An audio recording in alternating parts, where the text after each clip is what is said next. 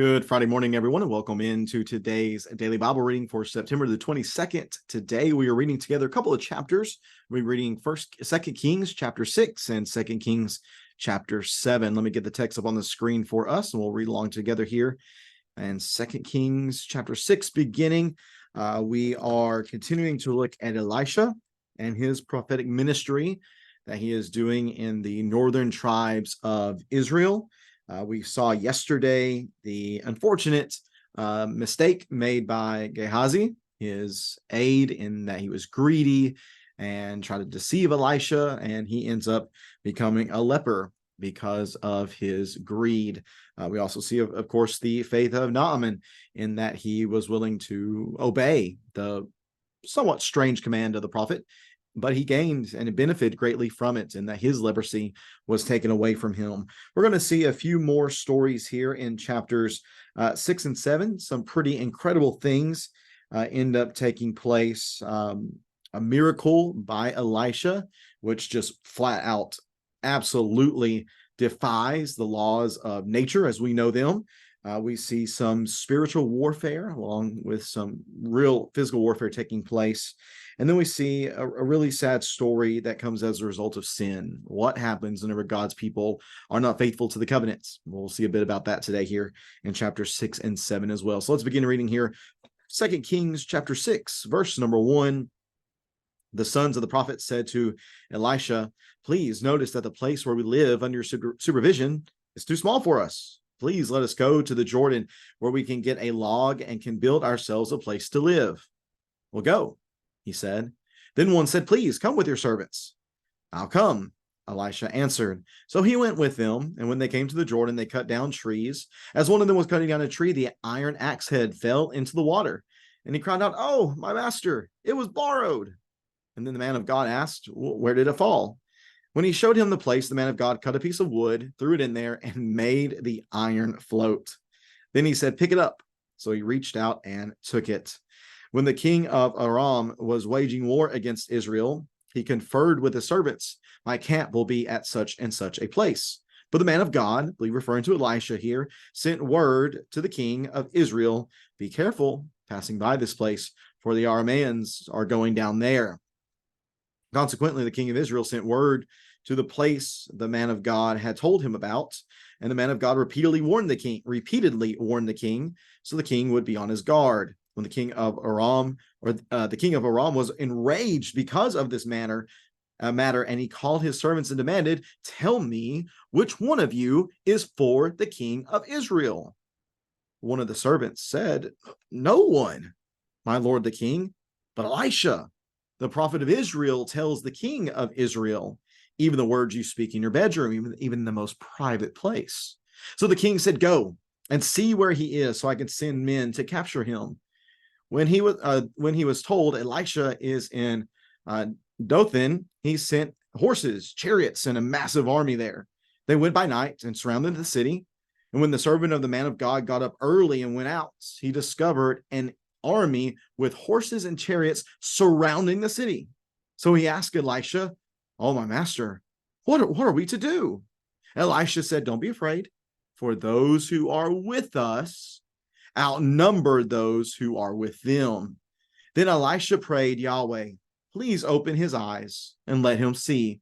So Yahweh opened the servant's eyes, and he saw that the mountain was covered with horses and chariots of fire all around Elisha. When the Arameans came against him, Elisha prayed to Yahweh, "Please strike this nation with blindness." So he struck them with blindness according to Elisha's word. Then Elisha said to them, "This is not the way, and this is not the city. Follow me, and I will take you to the man you're looking for." By the way, he was the man they were looking for, and he led them to Samaria. When they entered Samaria, Elisha said, "Yahweh, open these men's eyes and let them see."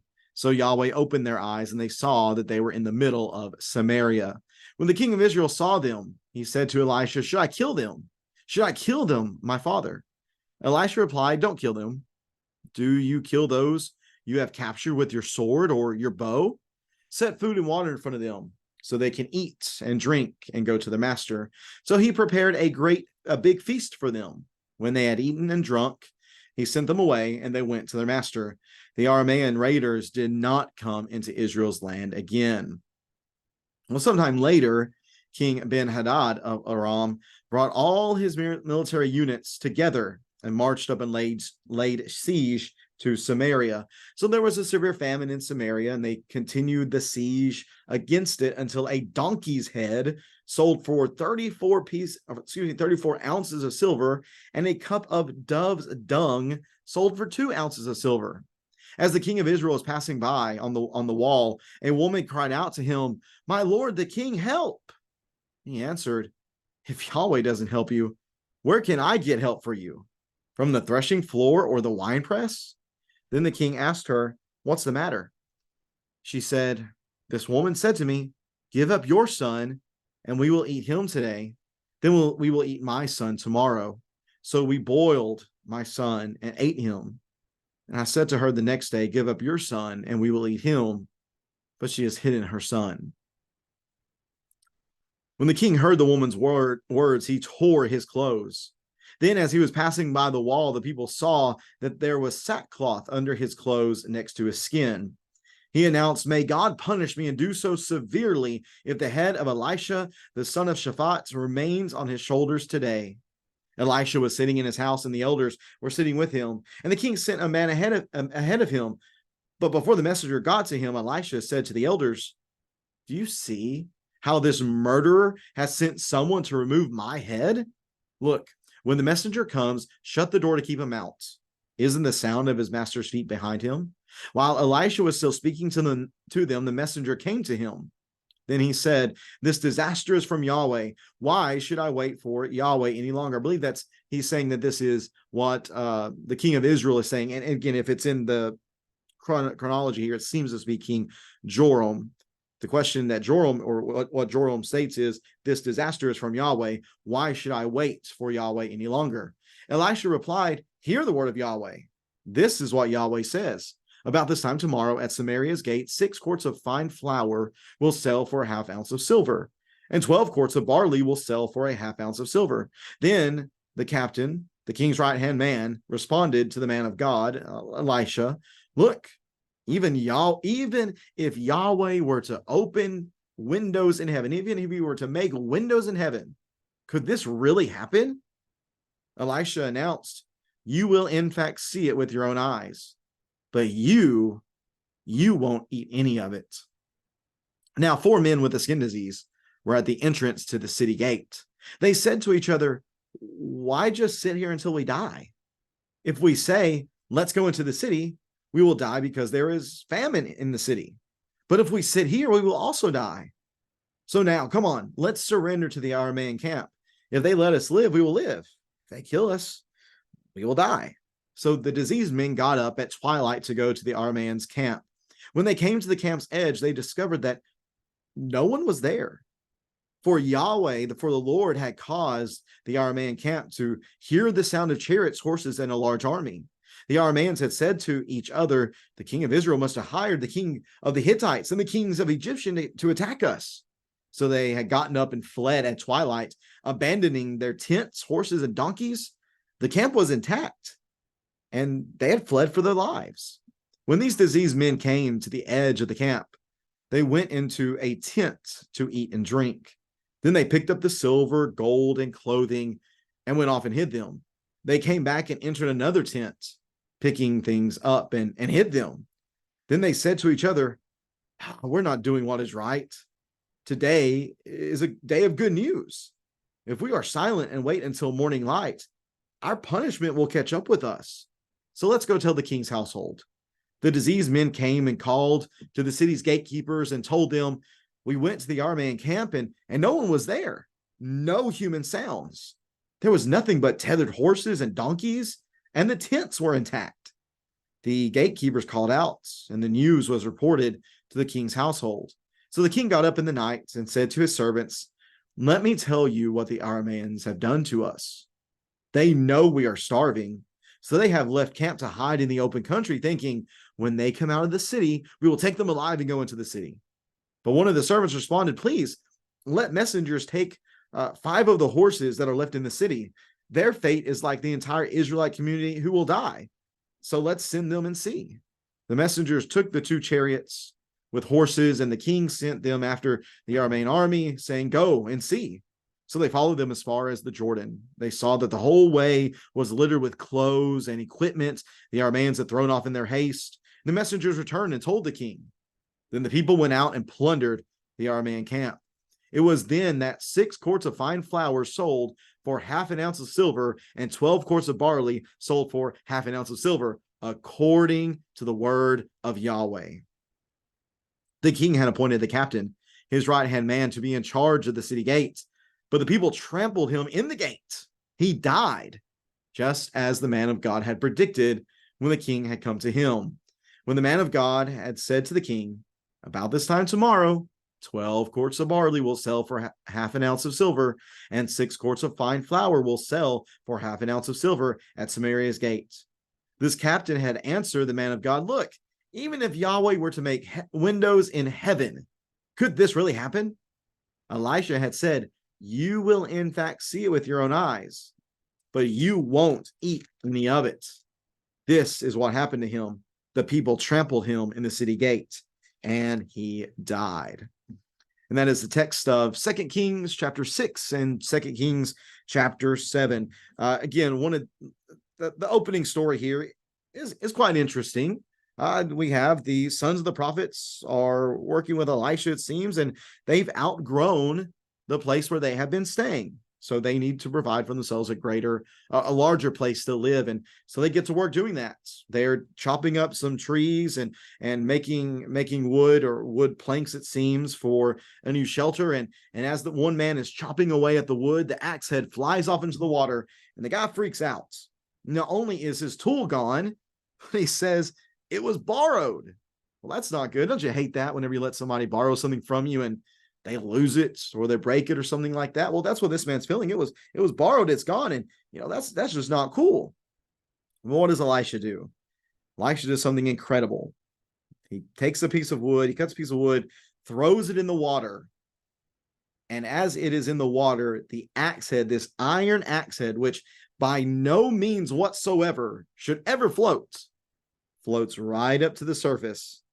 And the man reaches out and grabs it and gets to work again. What a crazy story, and really quite random, it seems, for this to be included here within this story. But again, it just shows the power that Elisha has here, that he can even perform crazy, weird miracles such as this. And he does it on behalf of his prophets who, again, they're not serving in a place that is exactly known for its godliness. I mean, what we're going to see here in just a little bit with the siege of Samaria is that they do some really wicked things out of desperation. But why was the siege taking place? Because of unfaithfulness.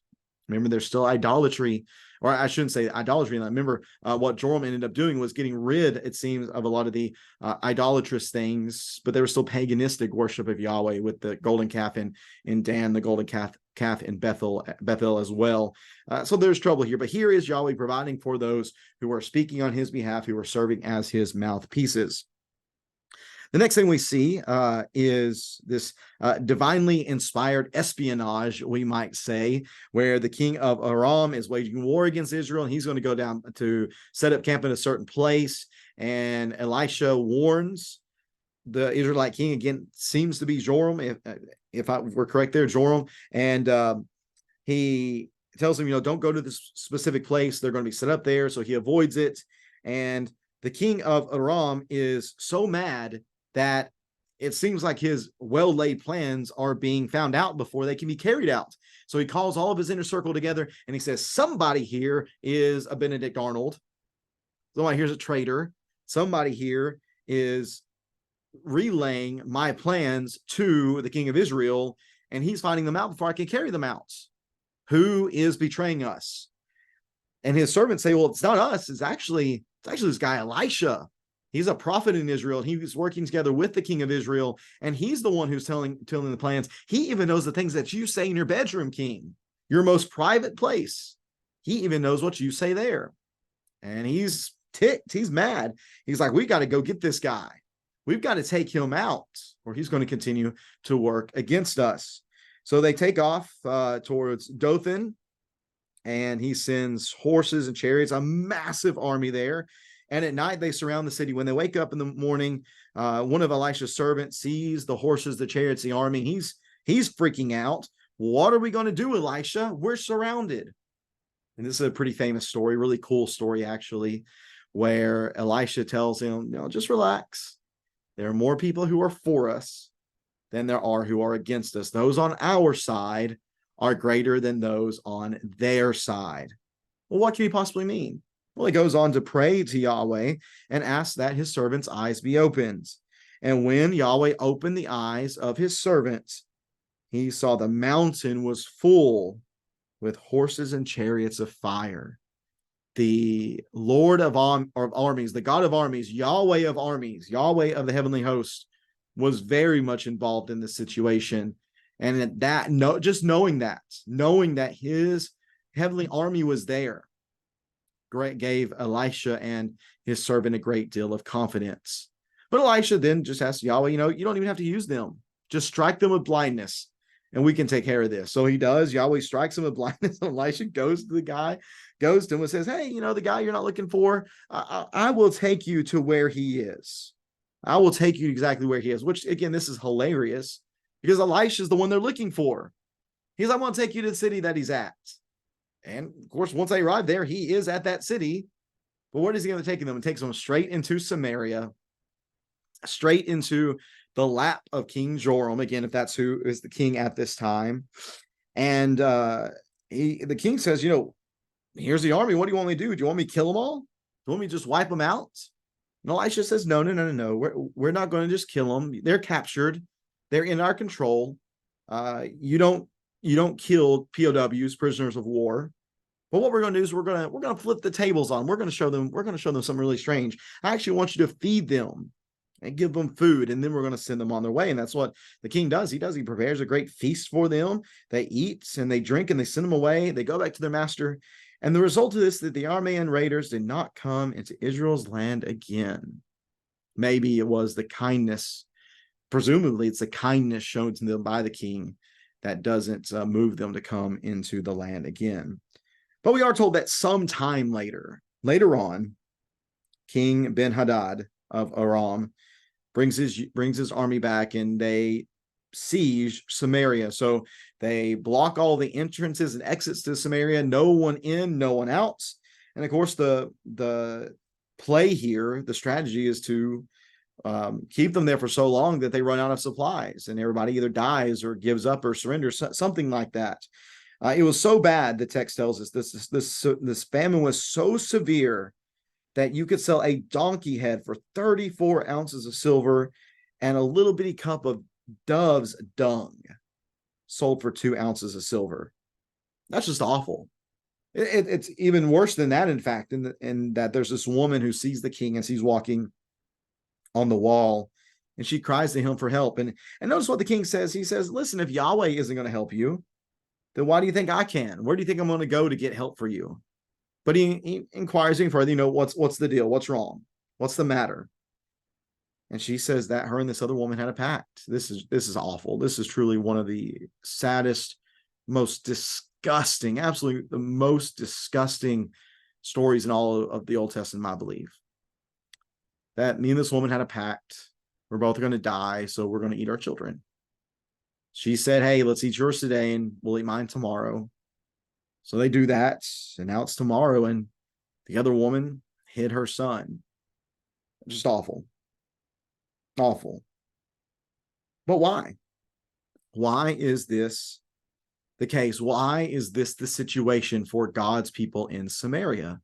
Well, going back to Deuteronomy chapter 28, again, Deuteronomy is the text that tells us of the blessings and the cursings of the law.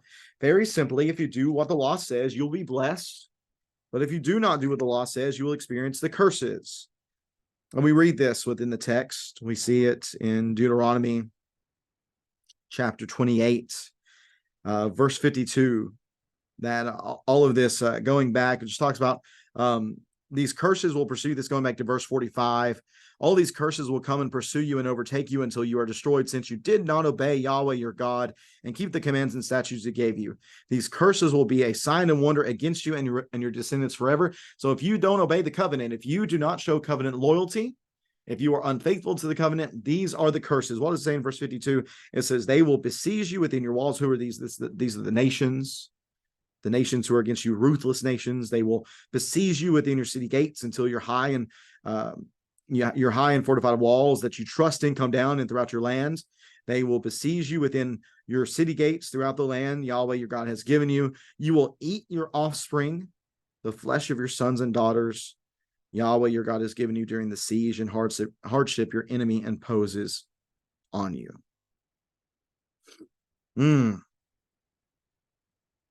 So why are they in this situation in Deuteronomy chapter 6? Well, again, they're in this situation because they're not doing as Yahweh had said. Joram, again, going back, let's see here, going back to chapter 1, we see the change from Joram, or from what's his name? Ahaziah. There we go. Ahaziah. We see the change from Ahaziah to his brother Joram because of the death of Ahaziah. There we go. Ahaziah. Because of his death, he had no son, so he passes on the kingship to his brother Joram. Remember, both of these are sons of Ahab, and I believe the text is going to indicate to us that, again, like all the rest of the kings of Israel, they walked in the ways of Jeroboam. But remember, I believe it's Ahaziah. It might be Joram later on here in a bit. But they, let's see here, in let's see. In chapter 8, so we're going to get ahead of ourselves a little bit, but the text tells us that Joram, son of Jehoshaphat, became king. No, that's not right. Let's see. No, that's Judah's king. Let's see. Had to get ahead of myself here a little bit. So we are looking in, and doesn't help either that these names are the same for Judah and Israel, and I haven't gotten this text of color yet. Let's see here. Okay, here we go. In chapter 9, we see Jehu is going to kill Joram, and Ahaziah is going to wipe out the lineage of Ahab. And I'm trying to find something that says something about Joram here. I don't see anything that says anything much. Anyways, if I remember correctly, that it was Ahaziah who continued in the ways of Jeroboam. Remember, Jeroboam's issue was that he had turned worship of Yahweh into a paganistic type of worship. He put the calf at Dan. He put the calf at Bethel. It wasn't straight paganism. They weren't worshiping pagan deities like the Baals and stuff, but they were just worshiping Yahweh in a pagan way.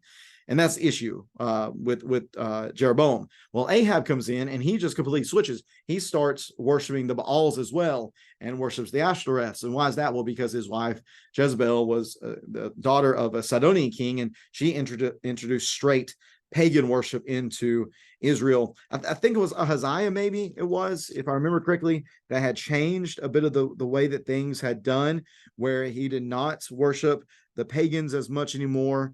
Instead, he just continued in the paganistic worship of Yahweh, if I remember that correctly. Anyways, back to that was a rabbit trail for no reason.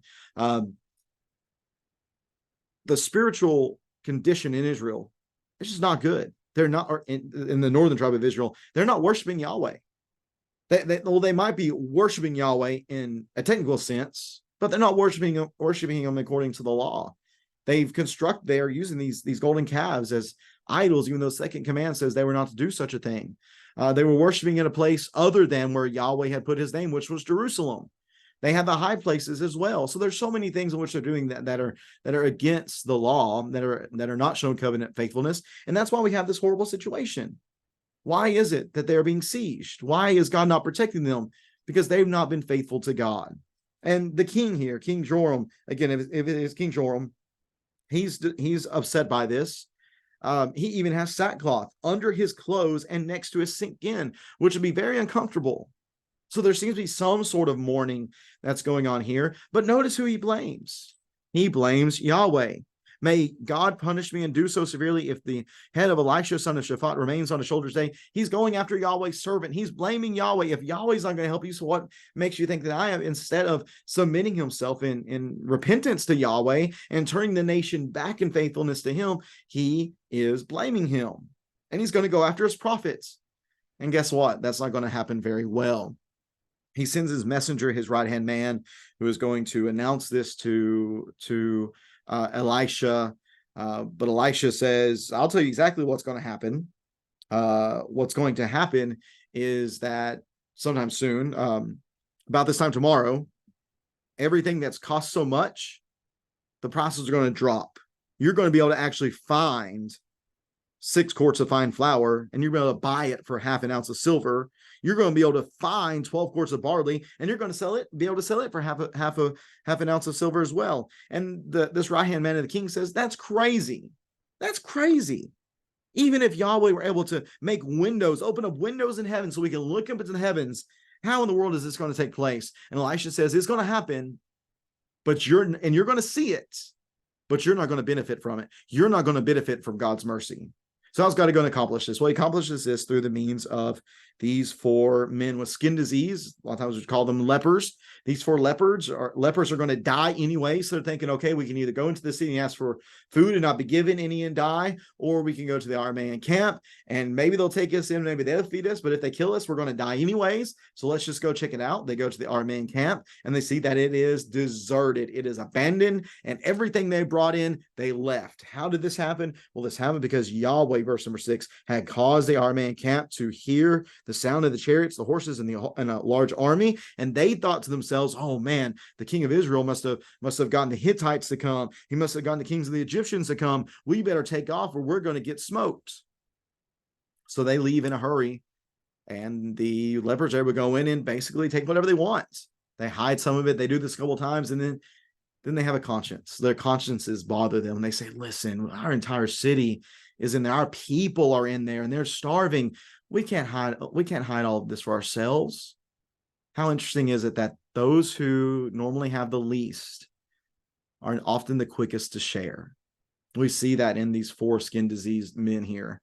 They go into the city, they tell the gatekeeper, this is what happened. The king of Israel, though, he's like, nope, that's a trap. We're not going to fall into this. And the gatekeepers say, listen, we might as well send somebody to see if it's a trap or not.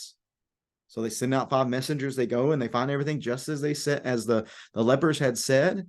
And the people go and they're able to ransack the camp and take everything. And sure enough, what ends up happening is that they're able to sell. About that time tomorrow, they were able to sell. On the next day, they were able to sell the 6 quarts of barley for half an ounce of silver. They were able to sell the 6 quarts of fine flour for half an ounce of silver. And yet, what about that right-hand man? What about the captain of the king? Well, he was trampled at the city gate and died. So he saw Yahweh's promise through the prophet, through Elisha, come to pass, but he didn't get any of that barley or fine flour. He was not able to eat it, for he died. He did not trust in the Lord. He did not trust in the power of Yahweh. He did not believe Yahweh's promises. And that in and of itself, that alone is a microcosm of the issue with Israel at this time. They did not trust the words of Yahweh. They did not believe, from Deuteronomy chapter 28, that Yahweh would curse even his own people if they were unfaithful. They didn't believe that, or else they would have been faithful. He didn't believe the words of Yahweh that he would make this happen, but he did. Man, how sad for him to not believe Yahweh and to experience even greater punishment. Let's not be like that. Let's learn from this text that Yahweh's promises are sure. That if he says, he even tells us, if we disbelieve, if we don't trust in him, if we're not faithful to him, if we love the world, we're going to pass away like the world as well. May we learn from these stories that we've read today. If you have any questions or comments about this text, please feel free to leave it in the comment section below. And tomorrow we'll keep looking. We'll be looking at 2 Kings chapter 8. Hope you can tune in then. Let's see. Today is September 22nd. It is Mia's birthday. So very happy birthday to Mia. Hope everybody has a great day. Take care and God bless.